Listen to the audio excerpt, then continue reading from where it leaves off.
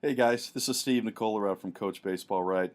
I wanted to talk to you today about two specific thoughts that I think are important as we start the baseball season. One is to try to teach the kids the difference between spending their time at practice and investing their time in practice. Most of us and most kids spend their time at practice. They do simply what we ask. They don't really care why they do it. They just do it. They follow the instructions blindly. And they don't learn anything from doing what they're doing. They just spend their time. I'm not even sure if a player spends his time, if he really gets any better at all. But if you can convince your kids to invest their time in the drills, to invest their time, to know why they're doing the drills, to see how that specific drill will fit into the game. If you can get your kids to understand those things, they will begin to invest their time. If they invest their time, they're sure to get better. So really work hard on teaching your players the difference between spending their time in practice, going through the motions, not really knowing why they're doing what they're doing, versus investing their time in practice where they understand why they're doing what they're doing and they see how it fits into the game. The second thing I wanted to talk to you about is really a very human thing. This is the time of year where when kids are taking hitting lessons or they're getting private instructions, the games are starting. And when the games start, interesting things happen. And for kids that are trying to learn new techniques, it often is very frustrating. It's frustrating for the kids who try to learn new techniques. The game starts and they're not having the success they want. So one of the things I would ask you as parents to think about is this.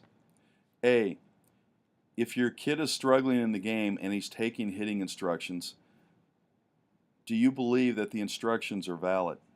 In other words, are your kids being taught the right things?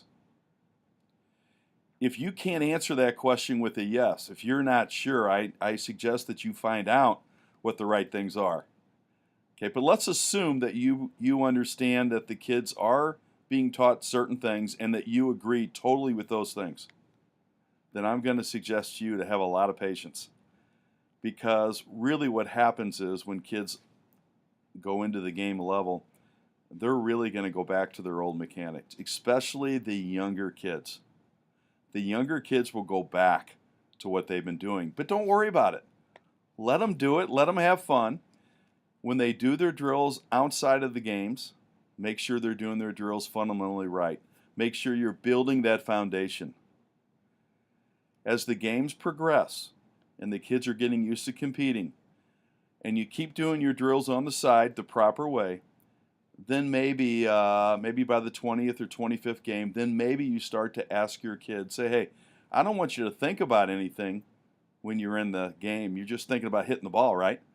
But I'd like you to think about maybe one thing on deck, one thing of the instructions that you're learning, and try to think about those on deck.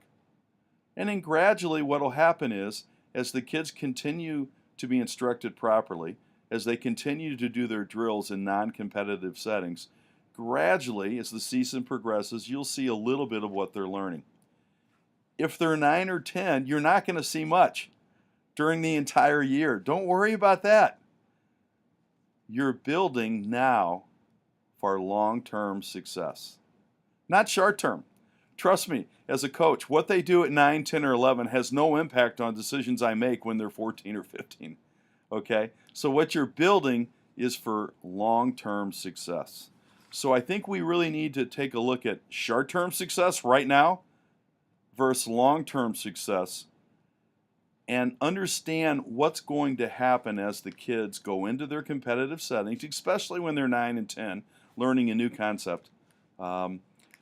Be patient. Be patient, build the foundation, stay with what you believe, providing you believe in it, and I'm sure the kids will ultimately make that adjustment.